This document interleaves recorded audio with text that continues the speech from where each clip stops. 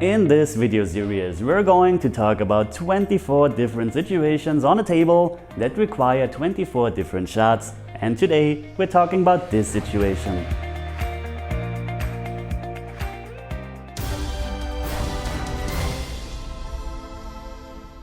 As promised in yesterday's episode of this series, we're going to talk about one of my bonus shots that I was introducing a couple of episodes ago.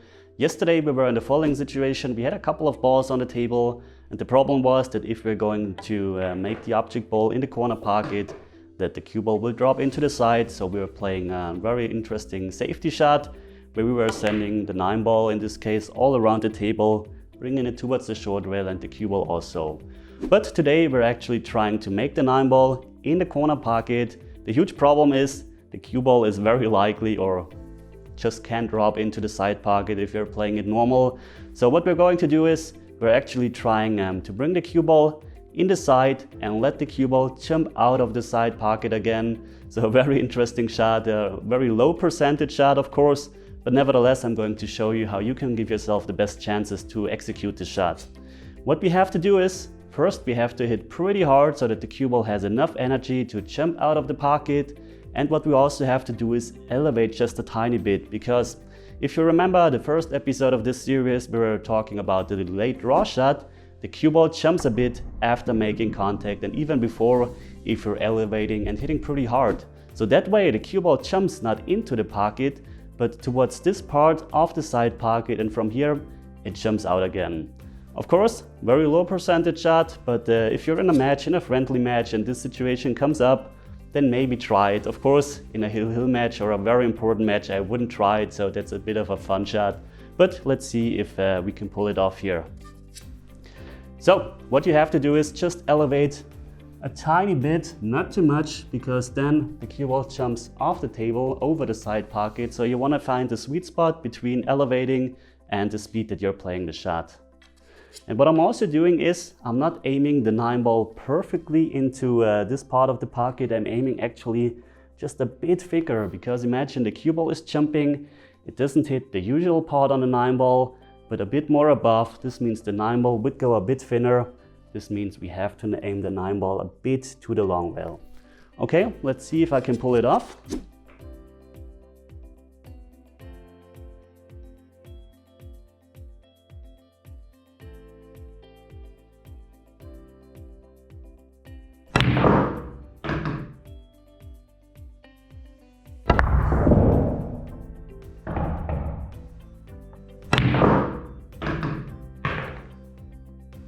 And as you see, we managed to make the 9 ball. It wobbled a bit off in the pocket.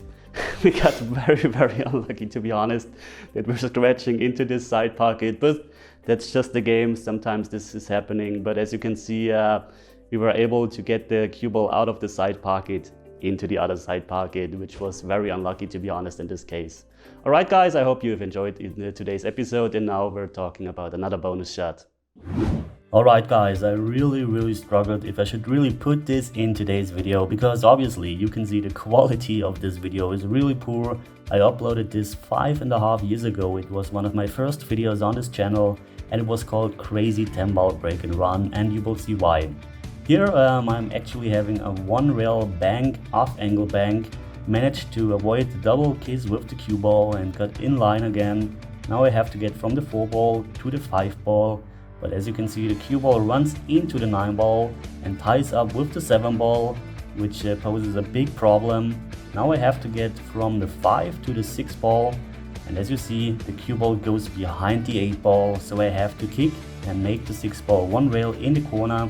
And by the way, everything I did here was called, because obviously it's 10 ball, and I pointed on each shot on the pocket I want to play, just like here. 9 ball into the side pocket, and I really remember this shot very well, basically the whole rack, even though it's 5.5 years ago. What I'm trying to do here is to kick 2 rails from behind, send the 7 ball in the 9 and make the 9 ball 1 rail into the side pocket. So the 7 and the 9 are pretty close to each other, which makes it a bit easier, but nevertheless I have to hit the right point on the 7. I'll also play the right speed so that the 9 drops into the side. So a really difficult shot, especially after everything what happened so far on this rack. So this is today's bonus shot. So let's see. I'm going to pull the trigger now. And I made the 9-ball in the side. So now all I had was to finish this rack. Got a bit of an awkward angle on the 7-ball. And as you can see what happens now, got really lucky with that 7-ball, with the cue ball in the side pocket. Have the wrong angle on the 8-ball. So I have a difficult 10-ball at this point. You have to consider it was 5.5 years ago. I'm playing for a total of 9 to 10 years. So all I have to do is make the 10-ball, and then I have a really cool break and run. And yeah, that was today's bonus shot. To be honest, it's a very low percentage shot, of course, but the time will maybe come when you're playing against friends, as I mentioned, where you can pull this amazing shot off. Hopefully you won't scratch in the other side as I did.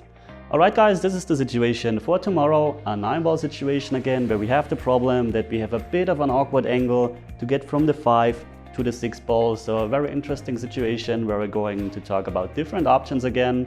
So this is tomorrow's episode. If you like this episode, then please, as always, consider to subscribe, comment, share it with your friends. And yeah, a huge thank you goes out to my sponsors, to my patrons, to everyone who's supporting me, to everyone who is subscribed, to everyone who is watching, basically to everyone out there who enjoys my videos. Thanks for watching guys, and as always, see you tomorrow. Take care.